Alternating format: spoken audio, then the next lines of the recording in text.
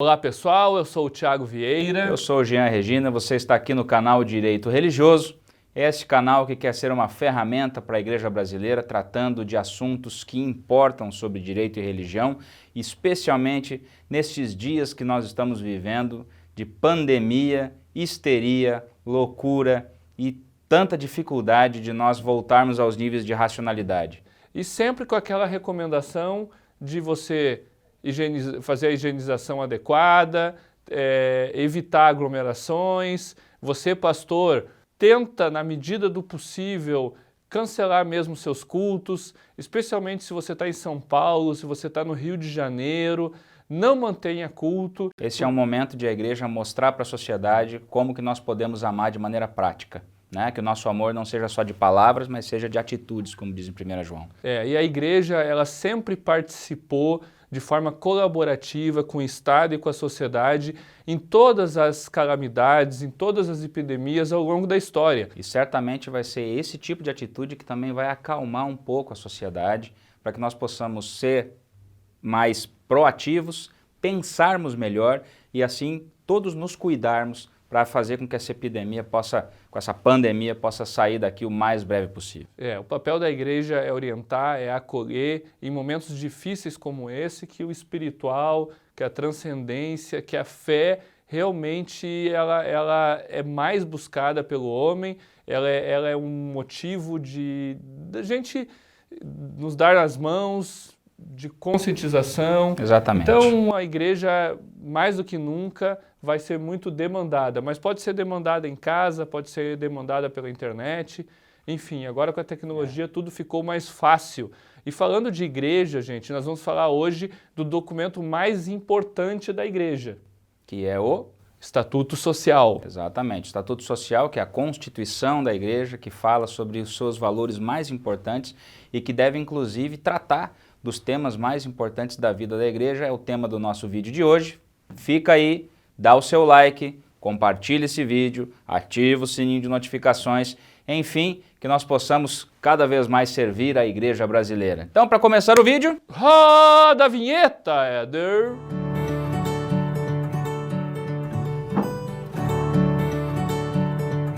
Bom, Tiago, nós já falamos então sobre os níveis de importância entre Estatuto Social e a sua posterior inscrição no CNPJ. Né? Entre um e outro, o que confere certidão à organização religiosa é o Estatuto Social, disso nós não temos dúvidas. Mas ainda há alguns pontos que nós deixamos para esse vídeo. Isso mesmo, Jean. Vale lembrar que o primeiro ato, aquele que faz nascer a igreja, assim como qualquer outra organização religiosa, é a reunião das pessoas que compartilham da mesma confissão de fé, os mesmos objetivos, a mesma perspectiva quanto a determinada crença, e que esses fiéis reunidos, com o ânimo de ser igreja e reunindo-se de forma esporádica, com regras próprias, já podem ser chamadas de igreja. E é só após essa junção dos fiéis com a mesma fé em comum, esse momento esse que caracteriza a real essência do culto religioso, que nós partimos para a segunda etapa, que tem por fim promover a ordem interna e a representação externa, que é então a formalização do Estatuto Social. Anos de experiência em diferentes igrejas também nos permite afirmar que o Estatuto Social é o principal instrumento do corpo canônico da igreja. Ele dá existência legal, como também é seu instrumento de identificação. O Estatuto, gente, prescreve e informa quais os pilares confessionais de uma igreja, o seu sistema de governo, os cargos que farão parte da sistemática da governança eclesiástica, sistema de disciplina, medidas a serem tomadas em casos excepcionais, quais os sacramentos da igreja. Todos esses pontos ali são mencionados, ou pelo menos inaugurados no Estatuto Social. Como já falei antes, que na verdade deveria se chamar Constituição da Igreja. Isso é muito interessante, Jean, porque encontramos pessoas que acham que o ser igreja se constitui simplesmente de uma reunião de pessoas sem regras, sem nenhum instrumento que lhe confira identificação como pessoa jurídica de direito privado. A união de fiéis é a natureza primária da igreja, mas isso não significa que ela não deverá se utilizar de meios de organização. É o que chamamos de sistema de ordem para a igreja visível. Muito bem. Bom, ainda tem gente que inclusive usa o livro de Atos, lá no capítulo 2, 46, ocultando a parte do versículo que consta que os irmãos se reuniam no pátio do templo e nas casas, e só lembra da parte nas casas. Utilizam essa expressão acarretando uma distorção da passagem como justificativa para não cumprir com as suas obrigações como gestores de uma organização religiosa. É verdade. Aqui deixamos este alerta importante. A natureza essencial da igreja é transcendental, não está de acordo com as coisas deste mundo. Entretanto, como organização religiosa presente na terra e atendendo a requisitos legais, a igreja deve providenciar os documentos jurídicos que demonstrem sua natureza, e o Estatuto Social é um deles. Outra coisa, pessoal, e é o Estatuto Social que faz esta identificação. No Código Civil nós temos diversos tipos de pessoas jurídicas. Artigo 44. Isso. A organização religiosa é o inciso 4º. O inciso 1º, se eu não me engano, fala em associações civis. E muitas igrejas, ao longo da nossa prática aí de 16 anos com a advocacia, estão como associação civil. E a associação civil, ela não tem por que prestar diversos serviços religiosos no sentido de transcendência como uma igreja tem, não é mesmo, Jean?